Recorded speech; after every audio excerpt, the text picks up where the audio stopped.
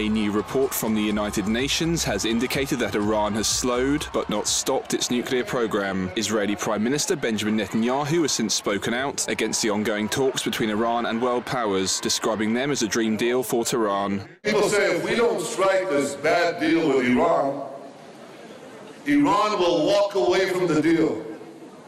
Well, I have news for you.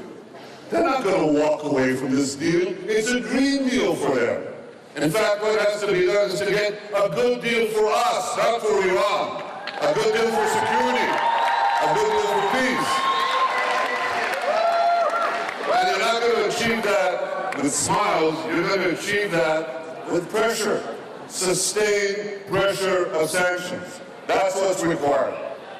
Netanyahu's comments on sanctions appear to contradict American President Barack Obama. Importantly, we would leave in place the core sanctions that are most effective and have most impact on the Iranian economy, specifically oil sanctions and sanctions with respect to banks and financing. And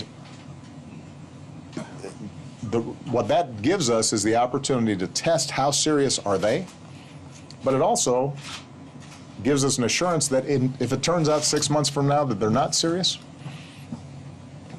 we can dial those sanctions right back up.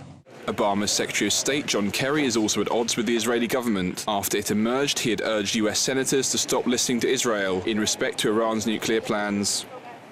Recently, France pulled the plug on an imminent deal between world powers and Iran over concerns the agreement would not bring a halt to Tehran's nuclear program. French President François Hollande is due to arrive in Israel on Sunday, where he will likely receive a hero's welcome. Hollande will meet Netanyahu and Israeli President Shimon Peres, in addition to visiting Mount Herzl and giving a speech to the Knesset. Hollande also plans to visit the Jewish cemetery, where the victims of the 2012 anti-Semitic attack on a Toulouse Jewish school are buried. World powers want Iran to stop its most sensitive nuclear work in exchange for limited sanctions relief as part of an interim deal, ahead of a potentially far-reaching diplomatic settlement. Further negotiations between the powers and the Islamic Republic are scheduled for November 20.